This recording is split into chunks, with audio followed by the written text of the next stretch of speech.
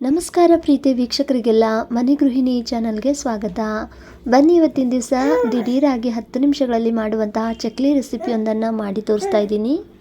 ಇವತ್ತಿನ ಈ ಚಕ್ಲಿ ಮಾಡಲು ಅಕ್ಕಿ, ಗೋಧಿ, ಮೈದಾ, ಕಡಲೆ, ಪುಟಾಣಿ ಇದ್ಯಾವ ಹಿಟ್ಟು ಕೂಡ ಬೇಕಾಗೋದಿಲ್ಲ, ಹಾಗೆ ರವೆ ಅವಲಕ್ಕಿ ಕೂಡ ಬೇಕಾಗೋದಿಲ್ಲ.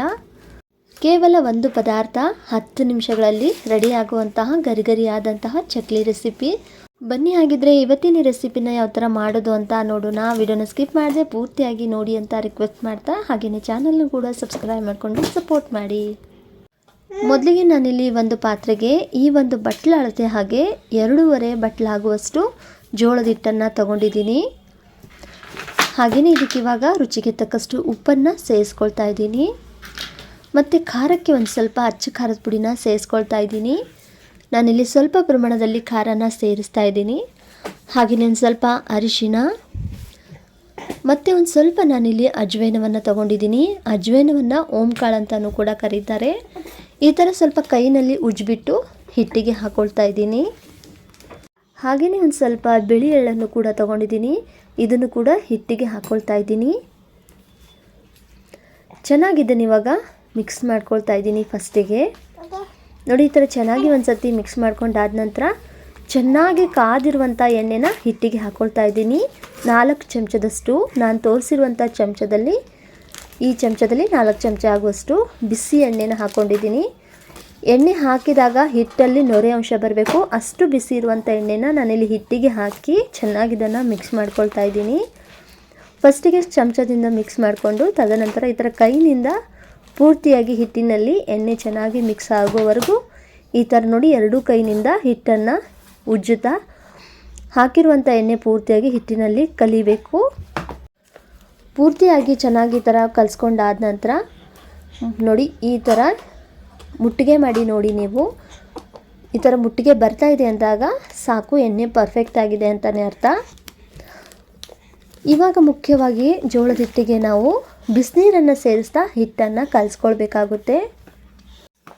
ನೋಡಿ, ಬಿಸಿ ಬಿಸಿ ಆಗಿರುವಂಥ ನೀರು ಹಾಕಬೇಕು. ಚೆನ್ನಾಗಿ ನೀರನ್ನು ಕುದಿಯೋ ಥರ ಕಾಯಿಸ್ಕೊಂಡು ಆ ನೀರನ್ನು ತಕ್ಷಣಕ್ಕೆ ಈ ಒಂದು ಹಿಟ್ಟಿಗೆ ಹಾಕ್ಕೊಂಡು ಫಸ್ಟಿಗೆ ನಾನಿಲ್ಲಿ ಚಮಚದಿಂದ ಕಲಿಸ್ಕೊಳ್ತಾ ಇದ್ದೀನಿ. ಹೀಗೆ ಸ್ವಲ್ಪ ಸ್ವಲ್ಪನೇ ನೀರನ್ನು ಸೇರಿಸ್ತಾ ಹಿಟ್ಟನ್ನು ನಾನಿಲ್ಲಿ ಮಿಕ್ಸ್ ಮಾಡ್ಕೊಳ್ತಾ ಇದ್ದೀನಿ.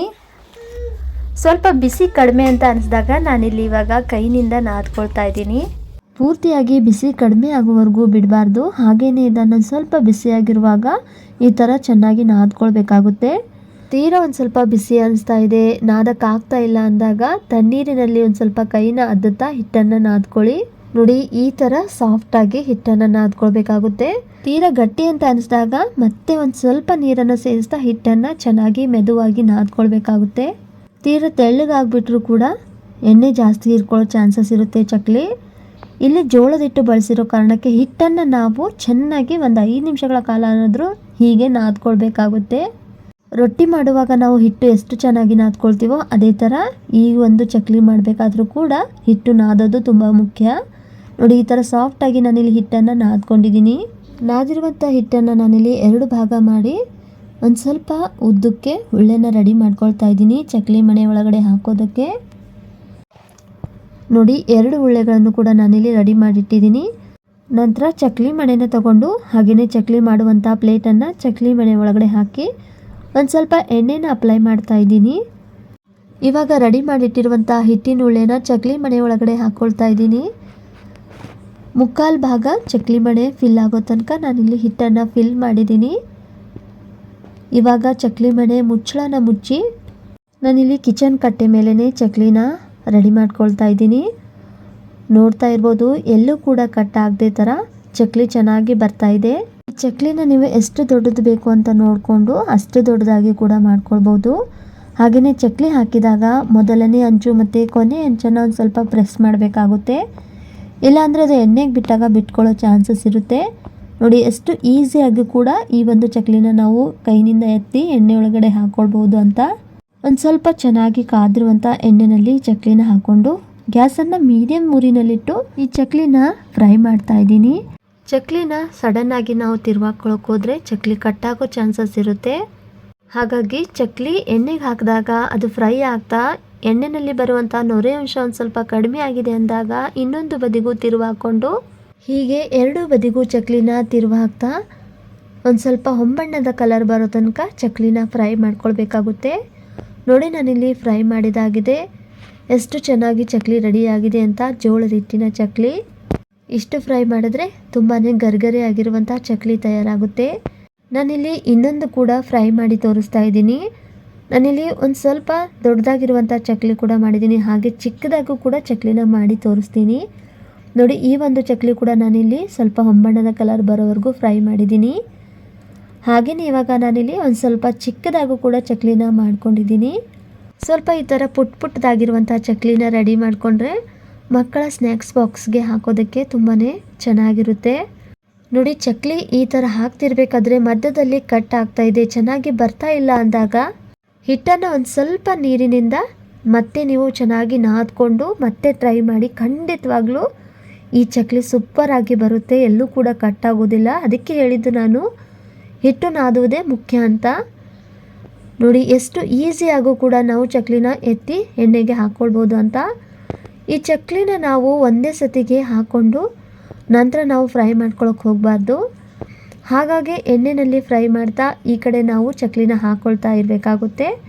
ಒಂದೇ ಸತಿ ನಾವು ಚಕ್ಲಿನ ರೆಡಿ ಮಾಡಿಟ್ಟು ನಂತರ ನಾವು ಎಣ್ಣೆಯಲ್ಲಿ ಫ್ರೈ ಮಾಡ್ಕೊಳಕ್ಕೆ ಹೋದರೆ ಚಕ್ಲಿ ಮೇಲ್ಭಾಗ ಒಣಗದಂಗಾಗಿ ಅಷ್ಟು ಚೆನ್ನಾಗಿ ಚಕ್ಲಿ ಬರೋದಿಲ್ಲ. ಮತ್ತು ನಾವು ಕೈನಿಂದ ಎತ್ತಬೇಕಾದ್ರೂ ಕೂಡ ಚಕ್ಲಿ ಕಟ್ಟಾಗೋ ಚಾನ್ಸಸ್ ಇರುತ್ತೆ. ಹಾಗಾಗಿ ಹೀಗೆ ಎಣ್ಣೆಯಲ್ಲಿ ಸ್ವಲ್ಪ ಚಕ್ಲಿನ ಫ್ರೈ ಮಾಡ್ತಿರ್ಬೇಕಾದ್ರೆ, ಅದು ಫ್ರೈ ಆಗ್ತಿರ್ಬೇಕಾದ್ರೆ ನಾವು ಮತ್ತೆ ಒಂದು ಸ್ವಲ್ಪ ಚಕ್ಲಿನ ರೆಡಿ ಮಾಡ್ಕೊಳ್ಬಹುದು. ಹೇಗೂ ಚಕ್ಲಿ ಫ್ರೈ ಆಗೋದಕ್ಕೆ ಒಂದು ಸ್ವಲ್ಪ ಸಮಯ ತಗೊಳುತ್ತೆ. ಅಷ್ಟರಲ್ಲಿ ನಾವು ಬೇಕಾಗಿರುವಂಥ ಚಕ್ಲಿನೂ ಕೂಡ ರೆಡಿ ಮಾಡ್ಕೊಳ್ಬಹುದು. ನೋಡಿ ಈ ಚಕ್ಲಿಗಳು ಕೂಡ ಎಷ್ಟು ಸೂಪರಾಗಿ ಬಂದಿವೆ ಅಂತ. ಪ್ರತಿ ಚಕ್ಲಿನೂ ಕೂಡ ಅಷ್ಟೇ ಸೂಪರಾಗಿ ಚೆನ್ನಾಗಿ ಬರುತ್ತೆ. ಒಮ್ಮೆ ನೀವು ಟ್ರೈ ಮಾಡಿ ನೋಡಿ. ಜೋಳದ ಹಿಟ್ಟಿನ ಚಕ್ಲಿ ದಿಢೀರಾಗಿ ಮಾಡ್ಕೊಳ್ಬೋದು. ಇಲ್ಲಿ ನಾನು ಬಳಸಿರುವಂತಹ ಜೋಳದ ಹಿಟ್ಟು ಮನೆಯಲ್ಲೇ ಜೋಳ ತಂದು ಗಿರಣಿನಲ್ಲಿ ಜೋಳದ ಹಿಟ್ಟನ್ನು ಬೀಸ್ಕೊಂಡು ಬಂದಿರುವಂಥದ್ದು. ಸಪೋಸ್ ಪ್ಯಾಕೆಟ್ ಹಿಟ್ಟಾಗಿದ್ದರೆ ನೀರು ಚೆನ್ನಾಗಿ ಕುದೀತಿರ್ಬೇಕಾದ್ರೆ ಅದೇ ನೀರಿಗೆ ಹಿಟ್ಟನ್ನು ಸೇರಿಸಿ ಒಂದು ಸ್ವಲ್ಪ ಮಿಕ್ಸ್ ಮಾಡಿಕೊಂಡು ಗ್ಯಾಸ್ಟನ್ನು ಆಫ್ ಮಾಡಿ ಮೇಲ್ಗಡೆ ಒಂದು ಪ್ಲೇಟಿಂದ ಮುಚ್ಚಿ ಸ್ವಲ್ಪ ಹೊತ್ತು ಹಬೆನಲ್ಲಿ ಬೇಯೋದಕ್ಕೆ ಬಿಟ್ಟು ನಂತರ ನಾವು ಹಿಟ್ಟನ್ನು ನಾದ್ಕೊಂಡ್ರೆ ಸೂಪರ್ ಆಗಿರುವಂತಹ ಹಿಟ್ಟು ರೆಡಿಯಾಗಿ ಎಲ್ಲೂ ಕೂಡ ಕಟ್ ಆಗದೆ ಇರೋ ಥರ ಚಕ್ಲಿನ ರೆಡಿ ಮಾಡ್ಕೊಳ್ಬಹುದು. ರೆಡಿ ಹಿಟ್ಟಿಗೂ ಅಥವಾ ಮನೆಯಲ್ಲೇ ಜೋಳ ತಂದು ಗಿರ್ನಿನಲ್ಲಿ ನಾವು ಮಿಲ್ ಮಾಡಿಸ್ಕೊಂಡಿರುವಂಥ ಹಿಟ್ಟಿಗೂ ತುಂಬಾ ಡಿಫ್ರೆನ್ಸ್ ಬರುತ್ತೆ. ಹೀಗೆ ಉಳಿದಿರುವಂಥ ಎಲ್ಲ ಚಕ್ಲಿಗಳನ್ನು ಕೂಡ ನಾನಿಲ್ಲಿ ಫ್ರೈ ಮಾಡಾಗಿದೆ. ನೋಡ್ತಾ ಇರ್ಬೋದು ಯಾವ ಥರ ಅಂಗೈಯಷ್ಟು ಅಗಲದಷ್ಟಿರುವಂತಹ ಚಕ್ಲಿನ ನಾವು ಜೋಳದ ಹಿಟ್ಟಿನಿಂದ ಮಾಡ್ಕೊಳ್ಬೋದು ಅಂತ. ನಾನಿಲ್ಲಿ ಸ್ವಲ್ಪ ದೊಡ್ಡದಾಗಿರುವಂಥ ಚಕ್ಲಿನ ರೆಡಿ ಮಾಡಿಕೊಂಡು ಮಿಕ್ಕಿರುವಂಥದ್ದು ಸ್ವಲ್ಪ ಚಿಕ್ಕದಾಗಿರುವಂಥ ಚಕ್ಲಿನ ಮಾಡ್ಕೊಂಡಿದ್ದೀನಿ. ಈ ದೊಡ್ಡದಾಗಿ ಚಕ್ಲಿ ಮಾಡಿ ತೋರಿಸಿರೋ ಕಾರಣ ಎಲ್ಲೂ ಕೂಡ ಕಟ್ ಆಗದೆ ಇರೋ ಥರ ನಾವು ಚಕ್ಲಿನ ಎಷ್ಟು ದೊಡ್ಡದಾಗಿ ಬೇಕೋ ಅಷ್ಟು ದೊಡ್ಡದಾಗಿ ಮಾಡ್ಕೊಳ್ಬೋದು ಅಂತ. ನೋಡಿ ನಾನಿಲ್ಲಿ ಒಂದು ಪುಟ್ಟ ಚಕ್ಲಿನ ಬ್ರೇಕ್ ಮಾಡಿ ತೋರಿಸ್ತಾ ಇದ್ದೀನಿ.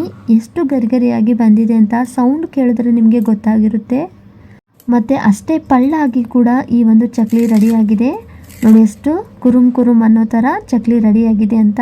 ನೋಡಿದ್ರಲ್ಲ ಸ್ನೇಹಿತರೆ, ಇವತ್ತಿನ ದಿವಸ ಕೇವಲ ಜೋಳದ ಹಿಟ್ಟಿನಲ್ಲಿ ಮಾತ್ರ ಮಾಡಿರುವಂತಹ ಗರಿಗರಿ ಆಗಿರುವಂತಹ 10 ನಿಮಿಷಗಳಲ್ಲಿ ತಯಾರಾಗುವಂತಹ ಚಕ್ಲಿ ರೆಸಿಪಿ. ಇವತ್ತಿನ ರೆಸಿಪಿ ವಿಡಿಯೋ ನಿಮಗೆ ಇಷ್ಟ ಆಗಿದ್ರೆ ಈ ರೆಸಿಪಿ ವಿಡಿಯೋಗೆ ಲೈಕ್ ಮಾಡಿ, ಶೇರ್ ಮಾಡಿ, ಕಮೆಂಟ್ ಮಾಡಿ. ಹಾಗೆಯೇ ಇದೇ ಥರದ ಇನ್ನಷ್ಟು ಹೆಚ್ಚಿನ ರೆಸಿಪಿ ವಿಡಿಯೋಗಳಿಗಾಗಿ ಮನೆ ಗೃಹಿಣಿ ಚಾನಲ್ಲು ಕೂಡ ಸಬ್ಸ್ಕ್ರೈಬ್ ಮಾಡಿಕೊಂಡು ಸಪೋರ್ಟ್ ಮಾಡಿ ಅಂತ ಹೇಳ್ತಾ ಇವತ್ತಿನ ರೆಸಿಪಿ ವಿಡಿಯೋ ನೋಡಿದಂತಹ ತಮಗೆಲ್ಲರಿಗೂ ಧನ್ಯವಾದಗಳು. ಮತ್ತೆ ಸಿಗೋಣ ಮತ್ತೊಂದು ಹೊಸ ರೆಸಿಪಿಯೊಂದಿಗೆ. ನಮಸ್ಕಾರಗಳು.